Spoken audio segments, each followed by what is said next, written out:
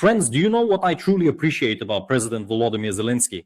It's due to the fact that if a very serious issue, a genuinely critical situation demands his immediate focus and engagement, then he either delays his addresses, delivering them on the subsequent day, or he records an emergency address without any prior notice to anyone and simply presents it spontaneously. Today was the second option, an emergency address to the people of Ukraine from Volodymyr Zelensky. It runs for over 10 minutes, and I won't be broadcasting it here. However, I'll give you the highlights if you happen to miss it. Volodymyr Zelensky addressed the difficult decisions that await Ukraine and the Ukrainian people, and quite clearly the president himself within the next week. And these challenging decisions are interconnected with absolutely everything in the world. That's the distinct impression I formed because the address, precisely as had been anticipated and as it commenced, centered around the challenging decision regarding the 28-point peace agreement, which has garnered extensive discussion from all quarters. And concerning this, the president says, and I quote, "This is one of the most critical times in our nation's history. Currently, Ukraine faces a difficult choice, losing dignity, risking a key partner, dealing with the challenging 28 points, or enduring an exceptionally harsh winter, the toughest one yet, with additional risks. A life without freedom, dignity, and justice, and for us to trust the one who has already attacked us twice. They'll be awaiting our response." Therefore, the initial portion of the address is indeed dedicated to discussing this review's subject matter, the proposed peace agreement, and the significant pressure the president's office is currently experiencing from the United States regarding whether or not to affix their signature. The United States desires its signature. However, Volodymyr Zelensky then mixes the sacred with the profane, making a direct appeal to the Ukrainian populace. He earnestly requests their unwavering support and calls for an immediate cessation to all the internal bickering, as he phrased it. He urges unity within the parliament, among the cabinet members, and across the entire nation, emphasizing the critical need for cohesion. And so on. One gets the distinct impression that Volodymyr Zelensky is truly in a difficult position. And what does he do? He shifts responsibility to the Ukrainian people.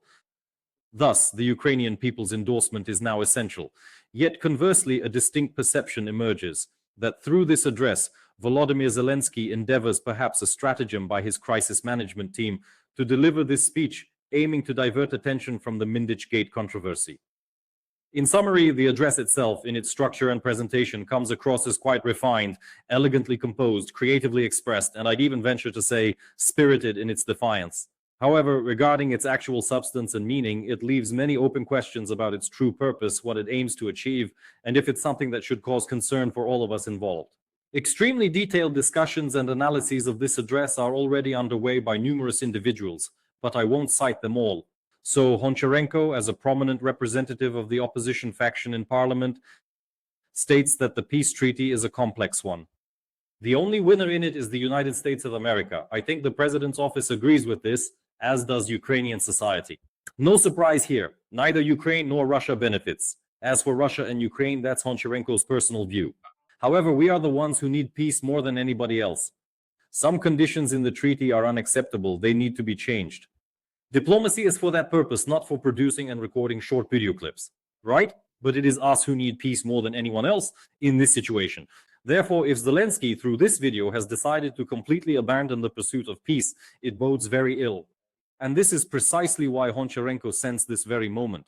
If Zelensky indeed opted to reject peace by means of this video, it's a truly regrettable situation, for to whom exactly was he appealing for support? The people, huh? They're shifting responsibility. At this juncture, you must admit there's something to this. Do watch that video once more and then share your thoughts in the comments. Next up, I get that his friends have already exited the country, and he's not concerned about their well-being. However, we and our children remain here, and peace is something we all desperately need. It doesn't go on to say, peace at any price and so on and so forth. However, the core message is quite discernible, isn't it? Therefore, what exactly is the Ukrainian president requesting or making demands for within the confines of his official address? If it's an address, it should offer a solution. But essentially, there is no solution. There's just this pressing question that arises, like, what about this aspect? What about that scenario? And so forth. Although Volodymyr Zelensky, states that he provided. His response in 2019 was about protecting sovereignty. Okay, now let's go back to protecting sovereignty. So what do we actually have at this moment? We have precise information indicating that Volodymyr Zelensky has already had a phone conversation today with the Vice President of the United States, J.D. Vance. That's the very same Vance with whom he had a rather significant altercation in the Oval Office, as you all undoubtedly recall. Afterward, Vance commented that they are now communicating normally. I hope this conversation was also normal, but it was right after this conversation that this address appeared. Next, let's discuss the conversation that took place with Donald Trump himself. Sky News is reporting that this conversation will take place next week. However, there is intelligence indicating that Ukraine is being urged to give its assent to a preliminary framework understanding to tentatively agree by the 27th. Consequently, it's possible that a discussion will indeed occur on the 27th of the month. And what exactly is the 27th? The 27th of the month marks Thanksgiving Day in the United States. Right? Well, it's rather symbolic, and quite honestly, it strongly resembles something of a trolling tactic, wouldn't you agree? So, Volodymyr Zelensky will contact Donald Trump to express gratitude for the chance to finalize an agreement that is, to put it mildly, not particularly good for Ukraine. Isn't that right? And then the conversation with the Russians will follow. That's exactly how it unfolded. Incidentally, the Europeans have since cooled their enthusiasm regarding this issue. You undoubtedly remember their initial very characteristic reaction. Just beforehand, all the main diplomats in the European Union were gathered, and a definitive decision was made that absolutely nothing could be settled without Ukraine's participation and Brussels' consent. And this whole thing strongly smells like some kind of capitulation. However, I also have numerous reservations regarding that specific definition. Everything has quieted down somewhat now, after discussions with Secretary of State Rubio, who clarified, no, this isn't a peace agreement, rather it's a collection of proposals and concepts that are open to rejection, further additions, and so forth. If these are indeed proposals and ideas, then we should certainly talk. Yet a cautionary thought arises. Could this simply transform into yet another compilation of suggestions and concepts, thereby leading to the absolute disruption of the entire peace process once more? And such a cautionary note truly exists. So on one side, we have concrete timelines and deadlines, correct? By the 27th, we are in general agreement. The 26th of January is already set. That specific date in 2026 marks the signing of a peace agreement between Russia and Ukraine, with Donald Trump of the United States in attendance, along with the formation of a peace council and all the accompanying formalities. So, why January 26th? It's the anniversary of Trump's inauguration. There you have it. So there is a political goal. Its root cause is not the focus of this video. A separate video could be dedicated to that matter. However, any discontent suggesting that various counter-proposals might prolong this process is being promptly nipped in the bud today. Here's White House spokesperson Leavitt in her direct statement. He explicitly declared from the very start and throughout his campaign his aim to bring an end to this conflict. He has grown increasingly frustrated with both sides, Russia and Ukraine, for their continued unwillingness to finalize a peace agreement. However, the president and his security detail remain unwavering in their determination to conclude this conflict, cease the bloodshed, and fulfill his commitment. Special Envoy Witkow, as well as Marco Rubio, have been working quite discreetly on a plan over the past month. They've been engaging with both Russia and Ukraine, treating both sides equally to determine what commitments these nations are willing to make to achieve a lasting and stable peace. That is how you come to peace talks, right? That is how it worked with Israel, with regard to Israel and Gaza and all of the Arab nations in the Middle East.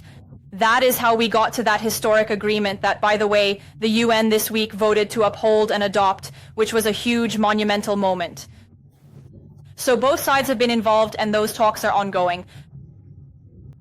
As always, I'm not going to get into the details of that plan, as it is ongoing and it is fluid.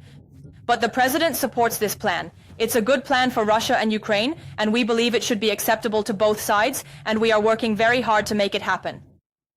Now, roughly 28 provisions of this peace plan are now widely available across the internet. And it seems to be a real working version because many publications are reprinting it, analyzing it, commenting on it, and so on and so forth. However, the most pertinent conclusion, perhaps from the insights contained within these 28 points, emanates surprisingly enough from the publication Bild, an organization known for its somewhat contentious nature, featuring the equally controversial author Julian Ropka, who perpetually alarms us with unsettling reports of frontline advancements. Thus, Bild reports that Ukraine, look at that, would have to cede such a significant amount of its territory, yes, However, within the document, specifically in the very text, there's a rather profound statement that encapsulates the whole situation, asserting that this entire plan truly belongs in the waste bin. So that's the assessment we have. It's truly fascinating. And in order to comprehensively clarify every single detail and dot all the I's and cross all the T's, we have a clip from the address delivered by our Deputy Permanent Representative to the United Nations. Indeed, friends, these are the fundamental red lines for which quite clearly no one will be asking anyone's permission or seeking approval from any party involved. And all of these points are precisely what will not be open for discussion. Our land is not for sale. Ukraine firmly rejects any constraints on its inherent right to self-defense or on the full scope and capabilities of its armed forces. Nor will we tolerate any infringement on our sovereignty, including our sovereign right to choose the alliances we want to join. Any peace process must respect the fundamental principle, nothing about UK. Well, that's indeed the primary concern. And to wrap things up, I also wish to impart another intriguing bit of information. Putin is convening the Security Council, based on everything we've been hearing in the last 2 days. These 28 points and so on and so forth, a good proposal for Russia and for Ukraine. Everyone will emerge victorious there, it seems. Putin is convening the Security Council,